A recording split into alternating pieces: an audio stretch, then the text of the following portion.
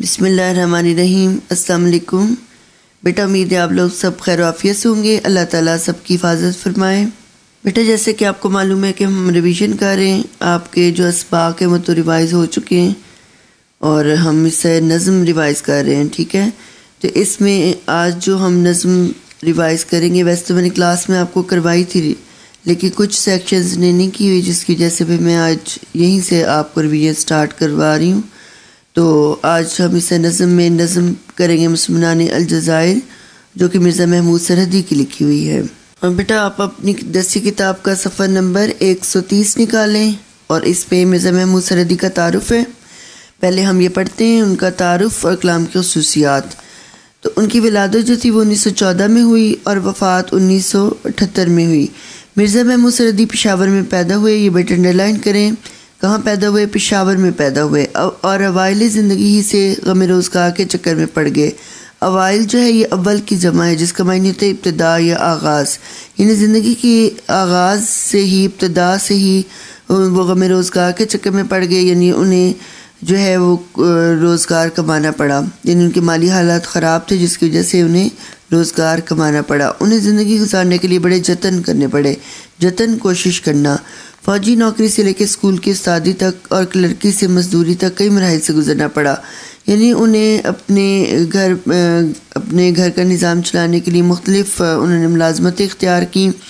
ان میں فوجی نوکری بھی کی، اس کے علاوہ اسکول میں استاد کے حیثیت سے پڑھاتے رہے، کلرک کے حیثیت سے بھی کام کیا، اس کے علاوہ جو ہے انہوں نے مزدوری بھی کی۔ تو انہوں نے زندگی کو ہر رنگ سے دیکھا اور برتا۔ انہوں نے زندگی کے تضاد کی جمع ہے، یعنی ایک دوسرے کی ضد ہونا، اور معاشرتی ناہمواری کو نہ صرف قریب سے دیکھا بلکہ ان سے متاثر بھی ہوتے رہے۔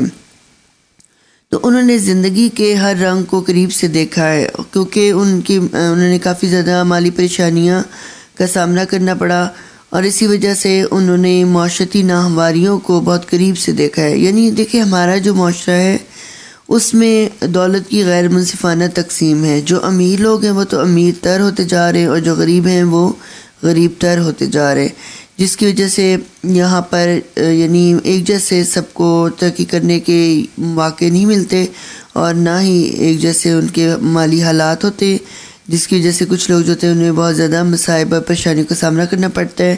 تو مرزا محمود سرحدی بھی ایسے ہی لوگوں میں شامل تھے کہ جنہیں بہت زیادہ مالی پریشانیوں کا سامنا کرنا پڑا۔ ان کی زندگی شروع سے آخر تک مصائب مصیبت کی جمع ہے، یعنی اس کا مطلب ہوتا ہے کہ رنج یا تکلیف اور مشکلات کا شکار رہی۔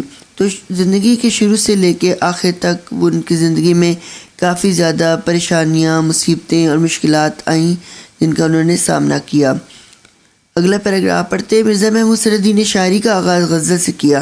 پہلے جو پیراگراف تھا بیٹا اس میں ہم نے تعارف ان کا پڑھا ہے، اب ہم اس پیراگراف میں ان کی کلام کی خصوصیات پڑھ رہے ہیں، ٹھیک ہے۔ تو مرزا محمود سرحدی نے شاعری کا آغاز غزل سے کیا، مگر وہ جلد ہی طنز و مزاح کے میدان میں آ نکلے۔ یہ بیٹا انڈرلائن کریں کہ مرزا محمود سرحدی نے اپنی شاعری کا آغاز تو غزل لکھنے سے کیا تھا، لیکن اس کے بعد پھر انہوں نے طنزیہ اور مزاحیہ شاعری شروع کر دی۔ ان کا یہ رنگ ان کی کتاب میں کھل کر ہمارے سامنے آتا ہے۔ اور بیٹا کتاب جو ہے یہ کتاب کی جمع ہے، اور کتاب کے لغوی معنی ہوتے ہیں ٹکڑا، اور ویسے کہتے ہیں کہ شاعری کی اصطلاح میں دو یا دو سے زیادہ اشعار کا مجموعہ جس میں ایک ہی موضوع بیان کیا گیا ہو، اور یہ حیت میں غزل کی طرح ہوتا ہے، بلکہ یہ غزل یا قصیدے کا ٹکڑا ہی ہوتا ہے، اسے کتاب کہا جاتا ہے، اور کتاب کی جمع کتاب ہے۔ تو انہوں نے مزاحیہ کتاب بھی لکھے ہیں اور جس میں انہوں نے طنزیہ اور مزاحیہ انداز اپنایا ہے۔ مرزا محمود سرحدی ہمارے معاشرے کے بے باک یعنی نڈر نقاد کہتے تنقید نگار، تنقید لکھنے والا، اور ماہر جراح ہیں، جراح کہتے سرجن۔ تو مرزا محمود سرحدی جو ہیں وہ تنقید نگار بھی ہیں اور ایک ماہر سرجن بھی ہیں۔ تو جس طرح ایک ماہر سرجن جو ہوتا ہے وہ یعنی سرجری کر کے اور آپریشن کر کے جسم کا جو خراب حصہ ہوتا ہے یا کوئی کہہ لیں کہ جہاں پہ بیماری ہوتی ہے وہ حصہ نکال دیتا ہے، اور اس طرح انسان کا جسم جو تندرست ہو جاتا ہے۔ اسی طرح انہوں نے بھی معاشرے کی جو برائیاں تھیں ان کو ختم کرنے کے لیے طنزیہ اور مزاحیہ انداز میں ان برائیوں کی نشاندہی کی، اور ایک ماہر سرجن کی طرح انہوں نے ان کی نہ صرف نشاندہی کی بلکہ ان کو معاشرے سے ختم کرنے کے لیے بھی اہم کردار ادا کیا۔ تو اس طرح انہوں نے جو معاشرے کا ناسور جو برائیاں بن چکی تھیں ان کو ختم کرنے کی کوشش کی۔ ان کے کلام میں بے ساختگی کہتے ہیں سادگی، بناوٹ اور رسیلا پن ہے۔ رسیلا پن یعنی مٹھاس ہے، تو ان کے کلام میں سادگی ہے اور اس میں بناوٹ نہیں ہے بلکہ مٹھاس پائی جاتی ہے، جو بناوٹ اور آورد سے پاک ہے۔ آورد بیٹا کہتے کہ بناوٹ اور تکلف کو کہتے ہیں، اور تکلف سے شعر کہنے کو بھی کہتے ہیں۔ تو ان کا کلام جو ہے وہ بناوٹ سے پاک ہے۔ انہوں نے اکبر الہ آبادی کی طنزیہ مزاحیہ انداز کی تقلید کی ہے، تقلید یعنی پیروی کی ہے، اور اسی وجہ سے انہیں اکبر سرحد بھی کہا جاتا ہے۔ تو اکبر الہ آبادی جو تھے وہ طنزیہ مزاحیہ شاعری کی وجہ سے شہرت رکھتے ہیں، جنہیں لسان الاثر بھی کہا جاتا ہے، اور وہ ایک پیامی شاعر تھے جنہیں انہوں نے اپنی شاعری کے ذریعے خاص پیغام دیا۔